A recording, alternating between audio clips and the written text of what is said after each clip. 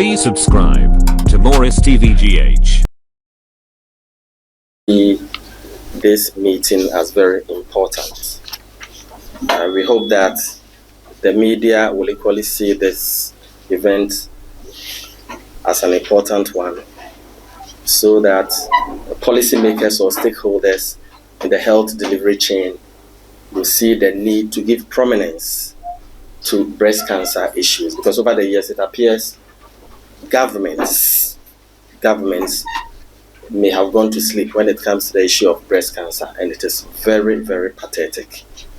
So we want all of you, not only the media, everyone present, to also disseminate whatever will be shared with you. So as you may be aware, the MEENA Breast Cancer Foundation is an initiative that was birthed on the vision of my late wife, Amina Okonkwaten, who died on the 18th of June 2022 in faraway Turkey of breast cancer. But interestingly, whilst she was on her sick bed, she told me that she would want to fight relentlessly, do a lot of advocacy on breast cancer. She was strong, just as you and me, and never thought she had breast cancer. That is one of the surprises of breast cancer. You may be strong, you may be active, unknowingly, a lump may be hidden somewhere, causing mayhem. If you have a strong immune system, you may not know that there is a destructive element hidden somewhere. That is why it is important. We'll talk about that later on, but that is why it is important that self-breast examination is key. We do lots of self-breast examination. So considering the increasing breast cancer cases across the country, the MEENA Breast Cancer Foundation carries out advocacy campaigns throughout the year instead of October, which has become the referral month for breast cancer education and sensitization. And I want the media to narrow in on this. Much as certain months are designated for specific reasons to highlight certain events, it is important that when it comes to health issues, we don't over-concentrate on the months. The months in themselves mean nothing. If we would increase advocacy campaigns and sensitization on breast cancer in only October, then we are in trouble, because breast cancer does not occur in October. That is one thing that we should know. So there's an appeal to stakeholders in the health sector across the country that we shouldn't overemphasize, we shouldn't put all our energies in the month of October, because people are getting breast cancer by the minute. So what is the sense in giving a lot of prominence to breast cancer sensitization education in October? We are proud as an organization because I think we launched this foundation about a year ago, but we've done a lot on the ground. We are on the ground every single day. We are visiting communities, we are visiting institutions, and so on and so forth. So we want to appeal to government, even before I start my address, to be wary of over-concentration of breast cancer activities in October. It is not the best, and it is not helping the fight against breast cancer. Because if someone, for instance, wants to do a mammogram or biopsy, I think that the overriding thought will be to wait till October, by which time the disease may have caused a lot of mayhem. So we have visited senior high schools, religious groups, corporate institutions, and many communities across the country to offer breast cancer education, screening, and counseling. We have also supported many breast cancer patients. I'm sure some of them are here. Most of them, unfortunately, couldn't make it. We've supported them financially to access medical tests, surgeries, chemotherapy, and radiotherapy. The foundation is currently putting up a breast cancer health facility at Gomua Potin in the central region to serve the people of the region. This is going to be the first of its kind in the country. We hope to set up more when funds become available. So this center will have an OPD a breast screening room, a theater, a laboratory, dispensary, consulting rooms, nurses station, and a male and female ward. Now let's narrow in on the statistics on number of persons affected by breast cancer and deaths annually. And I'm sure this alone should push every serious government. It shouldn't be seen, our press briefing should not be seen as an attack on government. It should be seen as something important that every single government should attach prominence to.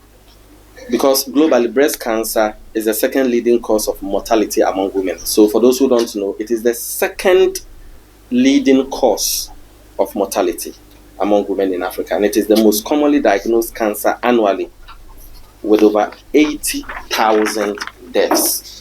But it appears the prominence over the years has been on HIV and then AIDS, forgetting that there is another monster lurking quietly behind the scenes. So according to the Global Cancer Observatory, in 2020 alone, there were 4,482 breast cancer cases in Ghana, with 2,055 deaths. But some of us dispute this figure because there are lots of cases that are not reported, we know. If you go to the rural communities, you realize that many people are not even aware of breast cancer. They don't even know the do's and don'ts of breast cancer. So they resort to all sorts of awkward treatments, which eventually send them to their graves. And I'm sure we have Kolebu people here. I'm not sure. I don't know whether they have a cancer registry. But even if they do, those they record are those who come to the hospital. But we know that those who don't come to hospital are in the thousands. So the figure is obviously higher than what has been captured here. And currently, over 4,000 women are diagnosed with breast cancer cases, and almost half of them die.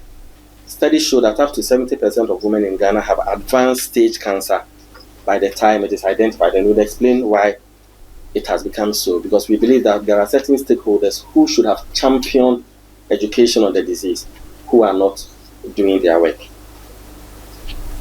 We have also realized that many young girls and women do not know about the deadly nature of the disease, and this can be attributed to the failure to regularly educate them on breast cancer and breast care. We believe that considering the enormity of the danger caused by the disease, education should be championed by the National Commission on Civic Education, NCCE.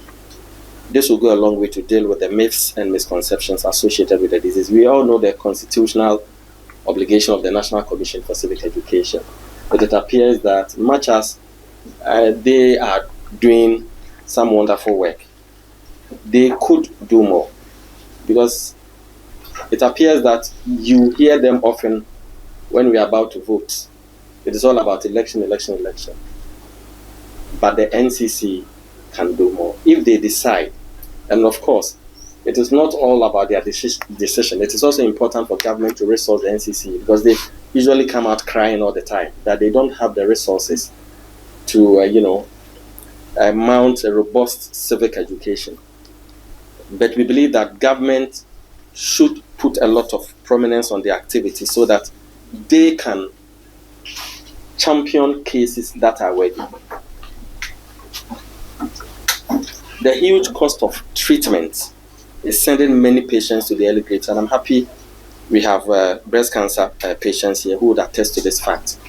Much as early detection, we all know, saves lives, we shouldn't also lose sight of the fact that most women are not even aware of the need to do self-breast examination because of limited education on breast cancer. So if the education does not reach your community, hamlet or village, then you wouldn't even know anything about self-breast examination. Some of us may claim to be educated, but we also didn't know about self-breast examination. If it doesn't affect you, if you don't lose a loved one, you wouldn't even know what it means. Secondly, most of them, especially those from remote communities, do not have the means to pay for mammogram, biopsy and pathology, which we all know is expensive and not captured by the NHIS. So why wouldn't government, for instance, capture all this under the NHIS when its citizens continue to lose their lives? This is a question we are asking. It's either government is not concerned about the plight of breast cancer patients, or perhaps stakeholders in the health delivery chain may have relegated the need to support breast cancer patients to the background. Is it not also embarrassing that Ghana's premier hospital, I'm sure Kolebu is Ghana's premier hospital, does not do biopsy? That is what we are told. And then its mammogram machine simply does not work. This is so embarrassing because some of us got wind of this information not long. One just can't imagine why a whole Kolebu has a mammogram machine that does not work. And at the end of the day, government would ask us to, I don't even want to talk about it. So meaning poor patients have no option than to access private facilities at a high cost. Most of them therefore prefer to go home and die or fall into the hands of quacks who equally send them to the early graves. Because of lack of education and sensitization on breast cancer, all sorts of treatments are being peddled around. And then we are also aware that in rural communities, some of them even use dust, mix it with water, and then rub it on their breasts. All these forms part of the misconception. So what are we doing as a nation to clear these misconceptions through education and sensitization? We are obviously not doing enough in this regard. And all these undermine the fight against breast cancer. The cost of chemotherapy varies depending on where and what drugs and injections one is taking. The minimum cost being 350 cedis with insurance and 700 Ghana cedis without insurance.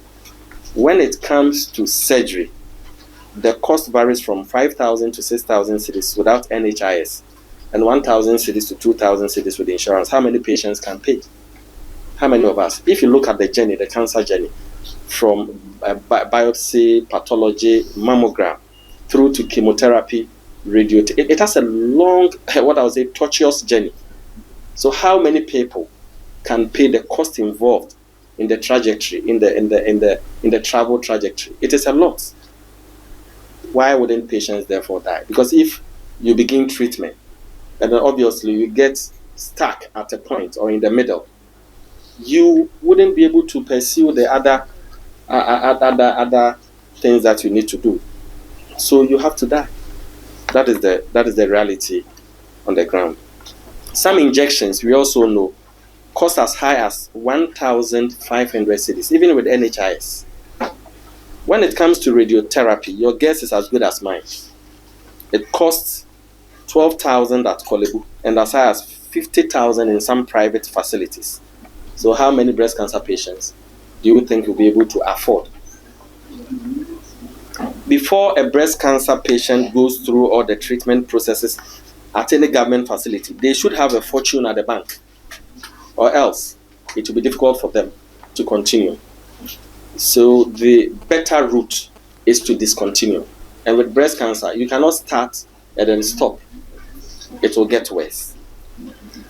These financial restrictions do not only make poor patients suffer unduly, but seriously undermines the fight against breast cancer, leading to high mortality rates. So that's the reason why we have high mortality rates in Ghana. I've already told you that the statistic that we have is it's not a true representation of the situation on the ground. So if this is what stakeholders in the health delivery chain are using to seek for support from donors, then obviously they may not be painting the right picture. We expect them to go to the hamlets, to engage breast cancer patients, to know the problems at hand, so that they can get accurate data of people who are being killed, who are dying. Killed is a too strong a word, who are dying of breast cancer. We all know that the amount covered for breast cancer and breast cancer treatment under the NHIS is nothing to write home about. Health care, we know, should be one of the benefits citizens enjoy in a country. But what do we see? Other countries have the benefit of free mammogram after age 40. Why can't we as a nation do this for our citizens? We claim to have everything. We have gold, we have cocoa, we have everything. So that shouldn't be something that should be difficult for any government to do. It would at least encourage many women to get checked every year. We appeal to government, therefore, to include the cost of biopsy and pathology under the NHIS and make cost of surgery and chemotherapy free, virtually free, we mean. We also hope government will listen to the cries and pleas of breast cancer patients.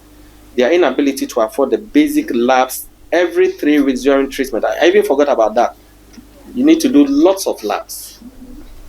Is that not true?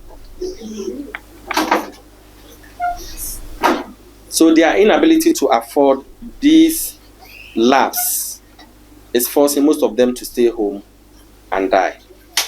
We are calling on all CSOs, health advocacy groups, and all other cancer support groups to add their voices to this so government can come to the aid of struggling patients living on borrowed lives. It would also interest you to know that most of the health facilities across the country do not have breast cancer units. They do not have breast cancer units. So you can gauge what that means. Health facilities not having breast cancer units. I think it is slipping down. So if there are no breast cancer units, it means that we don't have specialist care. So such patients would definitely be transferred to the Premier Hospital, which also has its fair share of problems.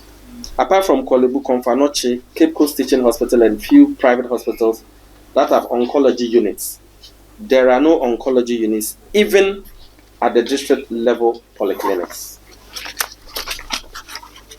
And this is a country that prides itself as the beacon of democracy in Africa and a champion of human rights, a country that has all the resources. This is embarrassing, and we should be ashamed as a nation. All breast cancer cases that are diagnosed in Ghana are usually referred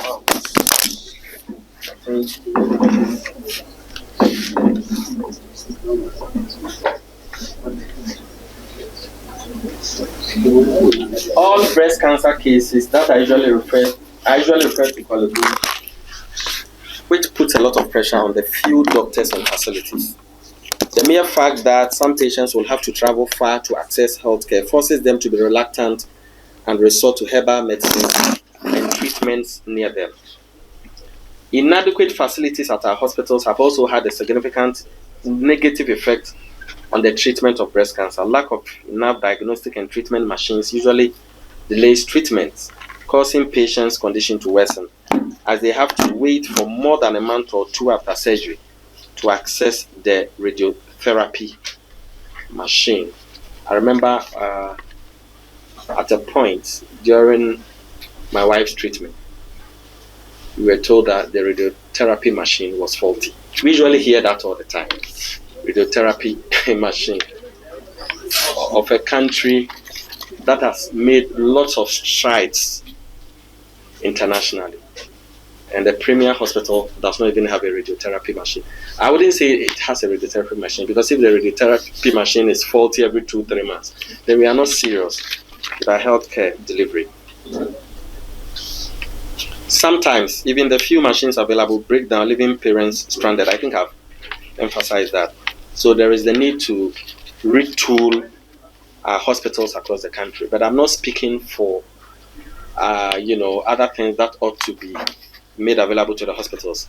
I'm speaking for breast cancer patients, because many people have spoken on the need to retool our hospitals, but governments continue to turn deaf ears to most of these plea.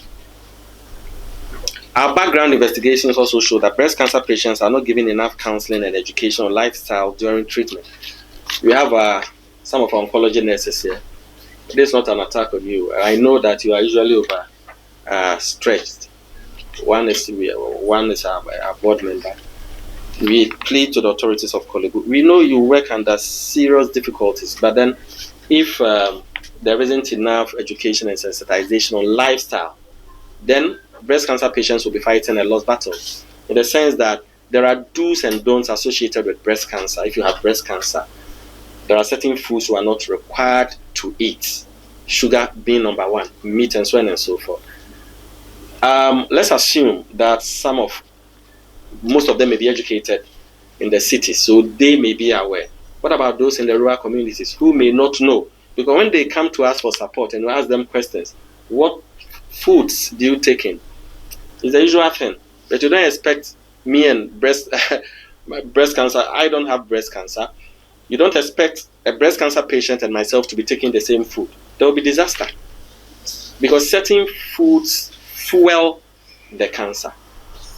It is either education at the hospital is not enough, or completely non-existent, or we may have taken it for granted. So we would also want to appeal to the Ministry of Health, to the Ghana Health Service, to also ensure that there is enough education on lifestyle for breast cancer patients. So the lack of counseling, as I've already indicated, on such sensitive issues results in patients listening to all sorts of advice from people who know less about breast cancer, and they end up mixing herbal medicines with orthodox medicines. That is not the best, as we are aware. We would plead with the oncology departments at the various hospitals to create a counseling team and desk to engage breast cancer patients. Eric is here, I'm sure you may have a counseling desk. That is either the desk may have broken down or there is a problem. We therefore hope that you take this seriously, because you are aware of the number of patients that we are losing on a daily basis. Now, let's clear this misconception, since we have most of our sisters here. And the emphasis has been on women. Don't also forget that breast cancer also affects men. There are lots of men with breast cancer. So the education should cut across. The misconception that only women with family history of breast cancer are at risk. Though women with family history are at a higher risk, statistically, only 10% of women diagnosed with breast cancer have a family history. So the mere fact that you're a woman exposes you to the risk of breast cancer. But then we shouldn't think that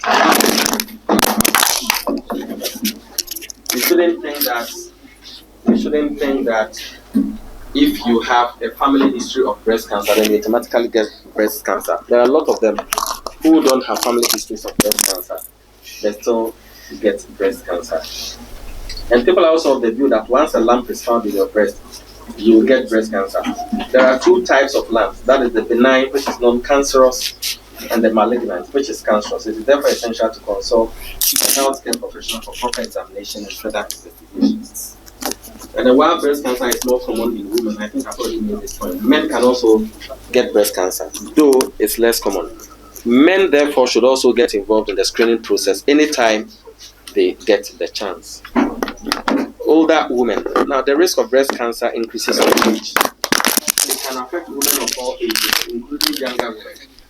In one of our community outreaches, 15 students in junior high schools were found with suspected breast cancer lumps. So there's a lot that we can obviously talk about, but I think that the most important points have been made.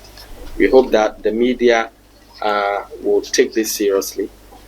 We would continue with our advocacy campaigns and continue to pressurize government and stakeholders in the health delivery chain for the necessary changes to be made to positively impact on breast cancer patients. So we call on all of you, and to our patients, you don't have to lose hope. You don't have to lose hope. I'm sure most of you are on various forms of treatment. We at MEENA Breast Cancer Foundation are doing our best. Some of you find it difficult to pay for chemotherapy treatment. If you consult us, we would help you. We are helping most of you here. And many of you, I'm sure, couldn't make it. We are helping many breast cancer patients across the country. It's difficult. We don't have sponsorship. So we also pray that we get sponsorship. And of course, it's important that since we are doing a fantastic job, we are not praising ourselves. If the media can also carry the message across for us to get sponsorship so that we can reach out to more women, more men, more communities across the country. We'd also want to appeal to the media that much as we are not telling you what to do. The overconcentration on politics is not helping matters. There are a lot of issues bordering on the national interest that we can use our journalistic lens to highlight. People are dying. We are doing our part. So we hope that you also carry our message, put it on your front pages, make it headlines in your rooms so that it will touch government and other stakeholders to act accordingly. We want to thank you very much. Thank you.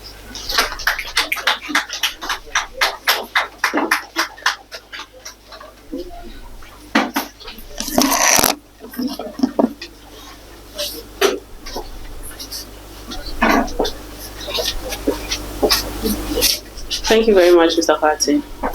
It's time to take fraternal messages from our stakeholders. So we'd like to start with the Ministry of Health. Let's invite Madam Osai. Thank you. Good morning. My name is Abna Kumiwa Osai from the Ministry of Health.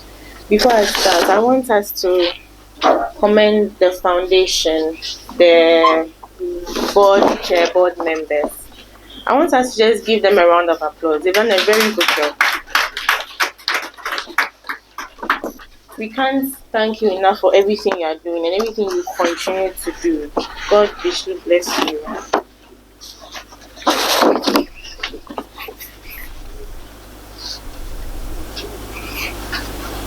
Okay, so board chair, board members, my mothers, my sisters, my fathers and my brothers, ladies and gentlemen. I stand before you today as a representative of the Ministry of Health in Ghana to address a topic of paramount importance, breast cancer. I know that it may not seem as though the ministry is placing it high up on our priority list, but we can assure you that we have breast cancer in mind. The burden of breast cancer is substantial, with thousands of women affected by this disease each year. It is essential for us to raise awareness, dispel myths, and promote early detection and prevention. Breast cancer does not discriminate. It affects women of all ages, backgrounds, and socioeconomic statuses. It's amazing how it even shows signs and symptoms as at children of school going from about primary to JSS. They start seeing lumps and then discharges from their nipples. However, it is essential to recognize that early detection can significantly improve survival rates. Regular breast cancer screenings, regular breast cancer exam, and mammograms are vital tools in identifying this disease at an early, more treatable stage.